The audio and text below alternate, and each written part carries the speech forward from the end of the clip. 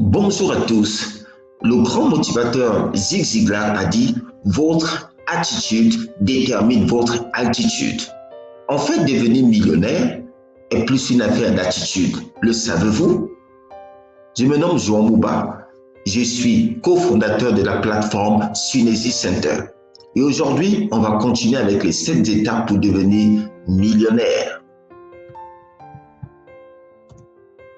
Quelles sont ces 7 étapes? L'étape 1, c'est évaluer son patrimoine. L'étape 2, c'est les stratégies pour augmenter ses actifs. L'étape 3, c'est les stratégies pour diminuer ses passifs. L'étape 4, c'est monter un portefeuille à 1 million d'euros. Et l'étape 5, donc on va voir aujourd'hui, c'est la mentalité du millionnaire. L'étape 6, c'est comment passer de pauvre à riche. L'étape 7, c'est l'alliance du riche avec Dieu.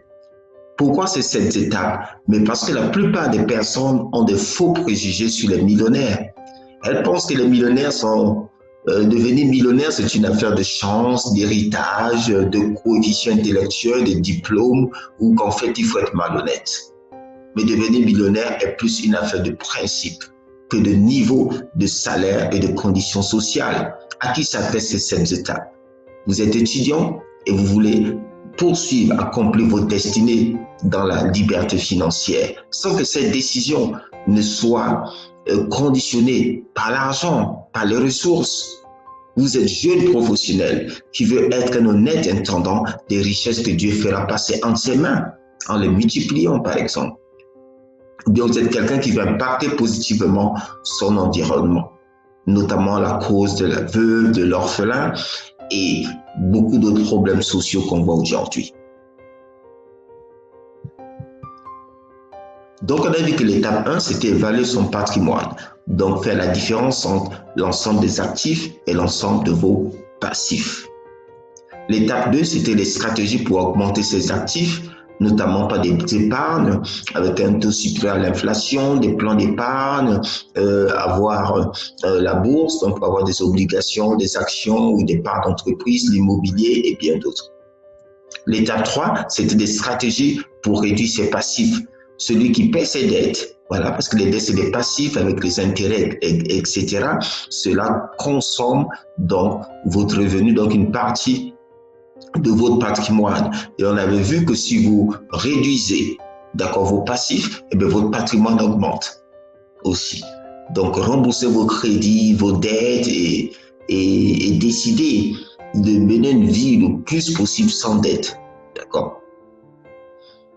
Donc, l'étape 4 qu'on a vu, c'était monter un portefeuille à 1 million. D'accord? Il faut diversifier vos investissements, diversifier vos sources de revenus. Ne vous contentez pas d'avoir le salaire de votre employeur. Vous voyez, c'est comme si vous mettez tous vos œufs dans le même panier. Vous ne pouvez pas juste vous contenter d'avoir cet actif-là. C'est bien, travailler avec assiduité, etc. Mais pensez aussi le long de votre vie, pendant que vous avez ce revenu, de faire des épargnes à long terme, d'avoir une partie en espèces, d'investir dans l'immobilier et avoir des parts dans les fonds communs de placement et pourquoi pas des parts d'entreprise. Donc, lorsque vous avez un portefeuille comme ça, qui s'élève à hauteur de 1 million d'euros, par exemple, c'est ça qui signifie que quelqu'un a un patrimoine de millionnaire. Il ne s'agit pas d'avoir 1 million dans votre compte, et voilà, et vous caressez le ventre. Non, non, c'est pas ça, c'est pas ça. C'est monter un portefeuille de millionnaire. Il peut être à 90% dans l'immobilier. D'accord? C'est possible. Hein? Ça peut être aussi une bonne partie où vous avez des obligations, des actions, tout ça, avec dans des fonds de commun de placement. Et voilà, c'est ça. Donc aujourd'hui, on va voir la mentalité du millionnaire. J'aime beaucoup cette partie parce que, en fait, c'est ça même, c'est la base, c'est là que beaucoup de choses se passent. C'est la mentalité, c'est l'attitude que vous avez qui détermine. Parce que les possibilités autour de nous sont les mêmes. Le vent est le même pour tous. Vous voyez, le vent est le même pour tous. Comme disait Jim Rohn, le vent est le même pour tous. Mais c'est la manière à laquelle vous positionnez votre voile qui détermine comment vous utilisez le vent. Donc le millionnaire, contrairement à ce que la plupart des personnes pensent, la plupart des millionnaires ne sont pas des sportifs au haut niveau. Ils ne sont pas des inventeurs. Ils ne sont pas des artistes connus, etc., qui ont des salaires en millions. Non. Ils ne sont pas héritiers. Ce sont des millionnaires première génération. Ils n'ont pas hérité. Et ils n'ont pas volé. C'est des personnes ordinaires qui ont leur emploi, par exemple, hein, et qui se mettent à épargner, de prendre avantage de certains plans, etc. Et le temps joue alors à leur avantage. Mais ce temps joue à leur avantage parce qu'ils ont une attitude, d'accord, qui leur permet de positionner le voile pour prendre avantage du vent, si vous voulez. D'accord? Ce n'est pas des personnes qui étaient primées de la classe. C'est pas, la plupart ne sont pas non peut-être primées de la classe. La plupart ne sont pas des personnes qui ont eu des diplômes dans les finances. Vous comprenez? C'est la mentalité. La mentalité va déterminer comment vous allez positionner votre argent, positionner votre attitude. Donc la première chose, dans la mentalité du millionnaire, c'est que le millionnaire possède des objectifs financiers. Il pense long terme. Il se dit dans 10, 20, 30 ans, voilà où j'aimerais aller. Voilà financièrement ce que j'aimerais pour moi, etc., etc. Donc, il faut avoir des objectifs à long terme. Lorsque vous avez des objectifs à long terme, vous pouvez faire les sacrifices qu'il faut aujourd'hui. Vous pouvez vous imposer certaines disciplines. Si vous avez une vision, c'est ce que le roi Salomon a dit. Sans vision, le peuple manque de discipline. Vous voyez? Donc, c'est important d'avoir des objectifs à long terme.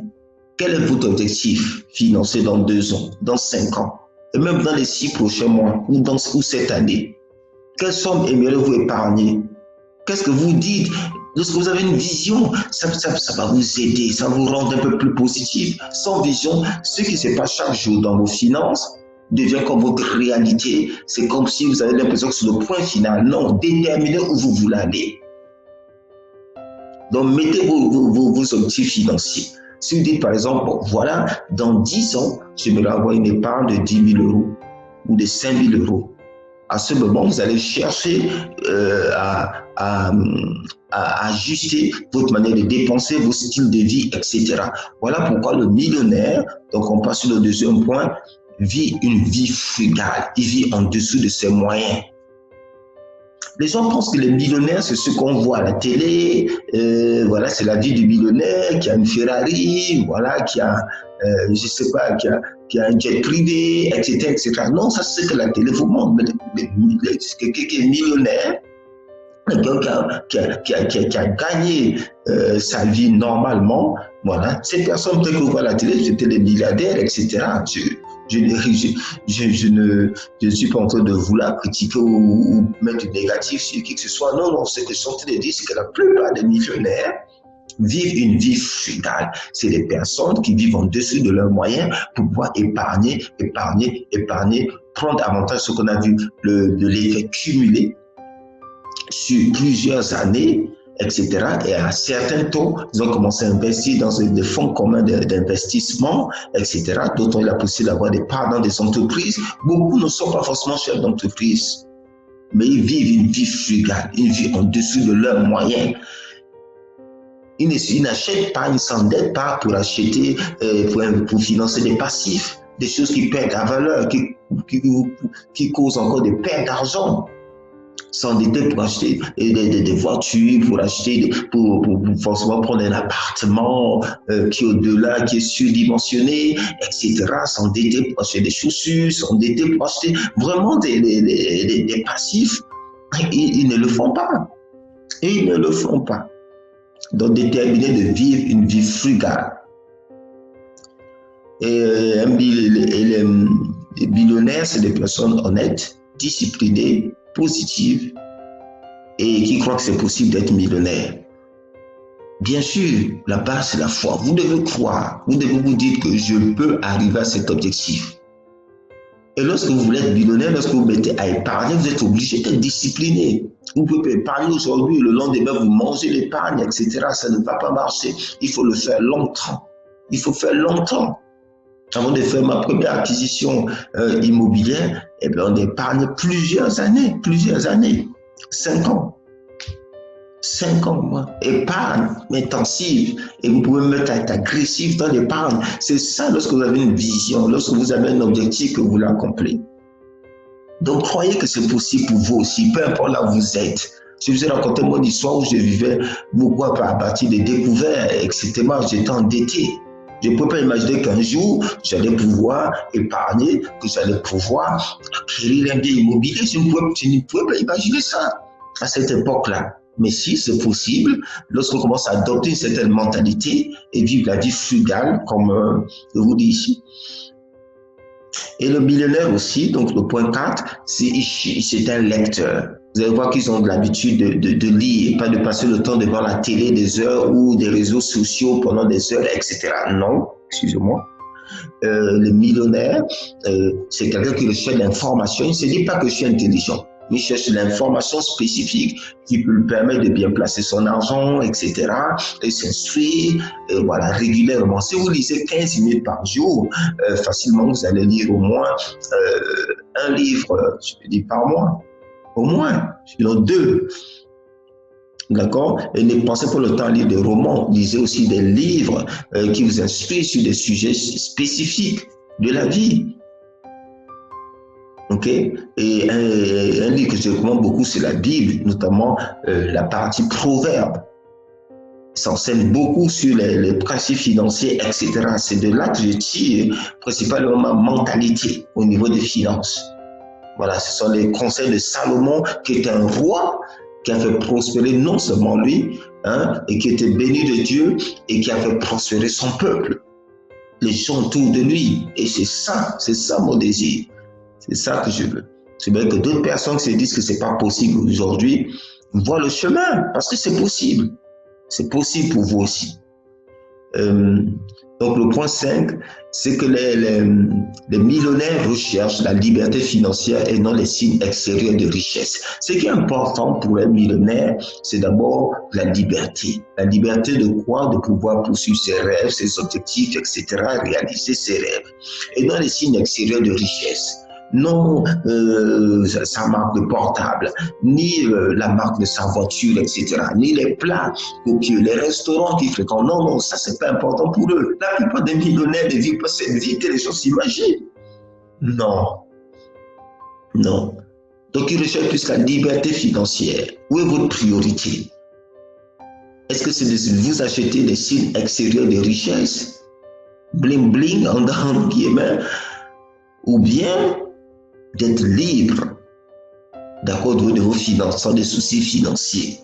Être libre des peurs de se dire, même si je suis envoyé aujourd'hui, qu'est-ce qui se passe? Est-ce que j'ai une part? Même si demain, mon enfant doit faire des études, est-ce que...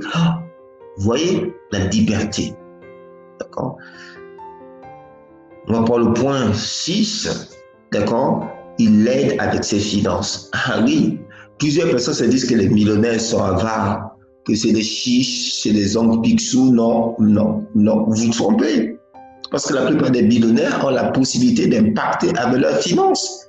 Si vous n'avez pas de ressources financières, comment vous allez faire du bien autour de vous?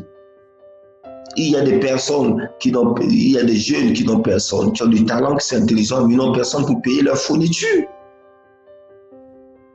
Et il faut bien quelqu'un qui a des moyens pour le faire. Il y a des personnes qui se débrouillent pour monter un projet, par exemple immobilier.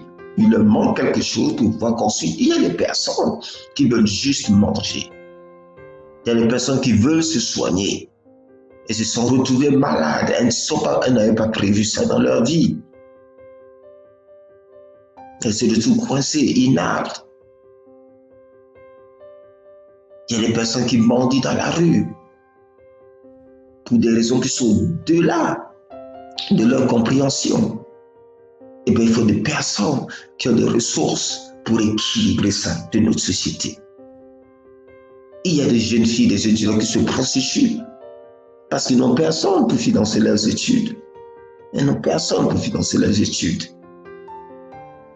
Donc, les finances peuvent impacter positivement votre environnement et garder ces jeunes filles de la prostitution, etc., etc.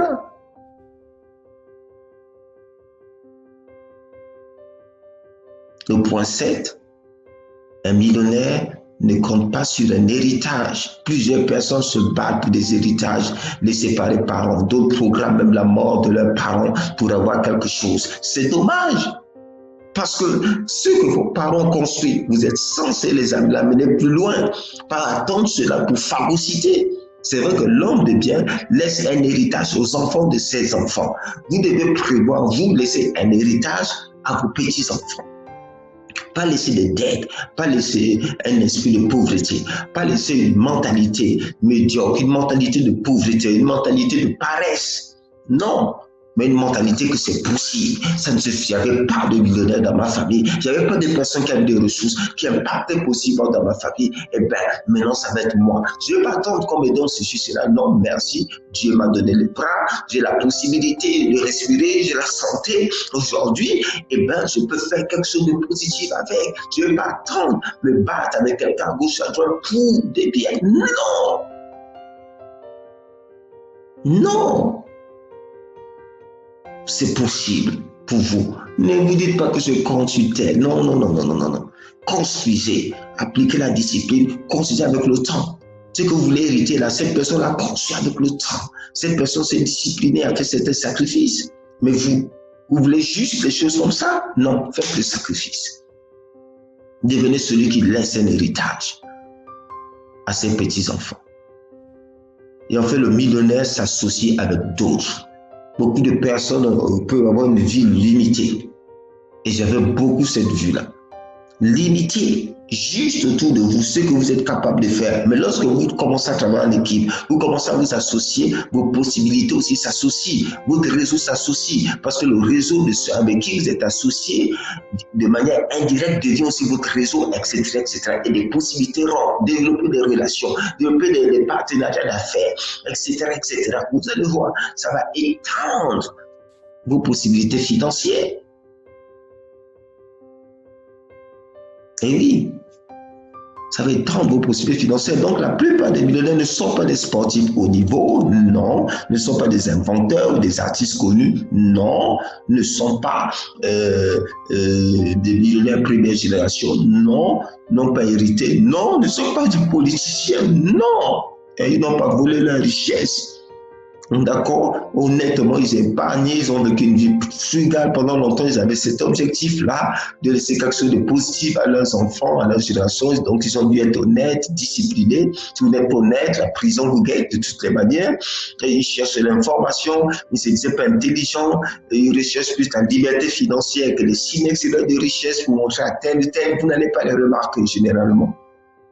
Et un millionnaire, c'est quelqu'un qui aide avec ses finances, il impacte son environnement, d'accord, il ne compte pas sur un héritage, hein, d'accord, il s'associe avec d'autres. Donc voilà. Donc si vous voulez aller plus loin, je vous recommande de vous abonner donc à notre newsletter 5 pas de fourmi, c'est gratuit, vous avez l'adresse ici en dessous, et de vous procurer le livre, d'accord, de Liliane Mouba, 10 pratiques pour maîtriser vos finances personnelles. Excellent. Excellent. Compact, excellent. Voilà. Je l'appelle un bon petit piment pour les finances, pour vous mettre sur les rails, pour vous relancer. Il est disponible sur Amazon, en livre numérique, sur Lulu, vous pouvez commander la version papier. Sur ce, je vous donne rendez-vous demain. D'accord, pour le prochain épisode. Donc, il s'agira à ce moment de comment passer de pauvre à riche. Donc, en fait, on va parler un peu du changement. Comment le changement peut se produire pour vous, pour passer donc de l'attitude, des attitudes que vous avez aujourd'hui dans les finances vers des attitudes positive, donc vers cette mentalité de risque. Vous allez voir, vous allez comprendre cela, ça va être magnifique, ça va vous libérer. Plusieurs personnes se disent c'est compliqué, non, vous pouvez changer et vous allez voir. Donc je vous donne rendez-vous demain, nous allons voir comment passer de pauvre à riche. Bonne soirée.